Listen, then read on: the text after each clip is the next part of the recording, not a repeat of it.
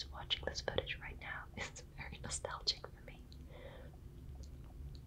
This is where my friends and I spent a lot of our time. We would just hang out and go to little shops and like get beverages and stuff, hang out at the beach. Not so much like swimming or anything, but just walking along the beach. There's a gas station right there. Oh my god, we're going down it. Okay. I haven't watched this footage in a while. Down here is oh, this is so nostalgic. There's Spar, which I mean that's not nostalgic, but like the drive down here, there's a kebab shop on the left of this road, and that is still to this day my absolute favorite kebab. I've never found a better kebab than the one in Santa Eulalia. This right here is Ibiza town. Yeah. I was waiting for a friend of mine to pick me up. The problem was that she had texted me telling me that she wouldn't be able to pick me up for another half hour due to like delays and traffic, and I didn't have Wi-Fi, so I didn't get the message until like she actually arrived. So I just sat there for like half an hour. Well, in Ibiza. Also, a lot of people assume that like I was such a party kid, like that whenever I tell people, oh yeah, I lived in Ibiza, they will ask me, oh, the party island, and I'll say like, well, there's many like faces of Ibiza. There's many different places, but people only really know Ibiza for the like party aspect of it, which I think is a shame because Ibiza has so many beautiful sides to her. So whenever people ask me like, oh, so like, did you party a lot in Ibiza? I was like, I was 11 when I moved there, and I moved back to Switzerland when I was 18. I literally turned 18 and moved back to Switzerland, so no. Well, like, there were parties and stuff, but like, there were kids' parties, and the parties that people generally ask about are not the kids' parties, you know? And so, yeah. Regarding the sides of Ibiza, like a lot of people only know like the partying scene in San Antonio. I think that's like the main one. Like the party scene in San Antonio with a lot of British tourists who have sunburns that look so extremely painful, but the people are convinced that it'll just turn into a tan, and I'm like, your skin is literally flaking off, ma'am. Please wear sunblock. You'll still get tan, I promise. Yeah, but as I said, there are different sides to Ibiza, so there's definitely the party scene. That one is very prevalent in summer. In summer, you also see a huge increase of people who will come to the island, of course, with tourists and stuff, and you will see cafes opening and restaurants opening, and a lot of the cafes and restaurants were always really cool and like innovative and just like really amazing cafes and restaurants. And then they closed during winter because like it wasn't worth keeping it open. And I always found that so extremely sad. I always got so upset when like the really cool shops would close during winter. I was so sad. But like I understand, of course. The other side of Ibiza is hippies. So in the 60s, Ibiza was a hippie island.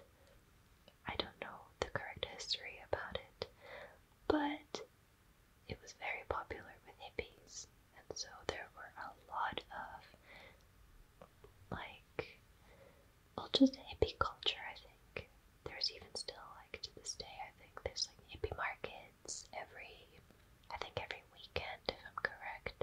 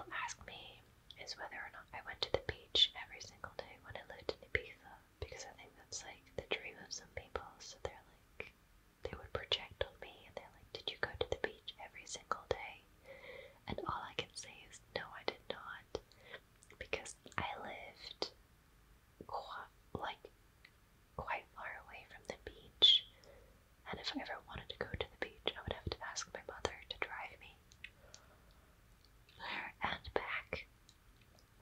And, like, my mom would just get mad and tell me, like, I'm not a taxi service. So, no, I did not go to the beach every single day. A lot of people have, like, this beautiful fantasy about living in Ibiza or living in Spain in general, and their life just becoming better. But it's not all it's made out to be. Ibiza is a lot of just learning that plumbing is kind of whack, especially in like older houses. There are like, sometimes the toilet doesn't flush, the electricity will go off every 2 days. The beach and the ocean is super, super stunning and beautiful, but in summer you cannot go swimming because there's a lot of tourists.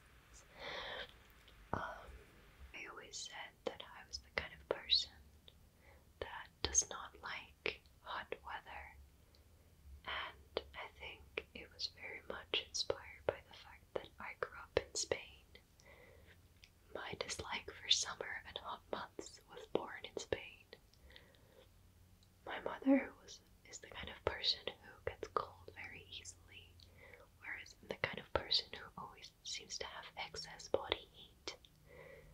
So in summer, whilst we did have air conditioning, my mother told me I was not allowed to put on the air conditioning for longer than an hour before bedtime, and I was not allowed to turn on the air conditioning throughout the night, like to turn it on again, which was a death sentence for me, essentially, because I would just get so warm.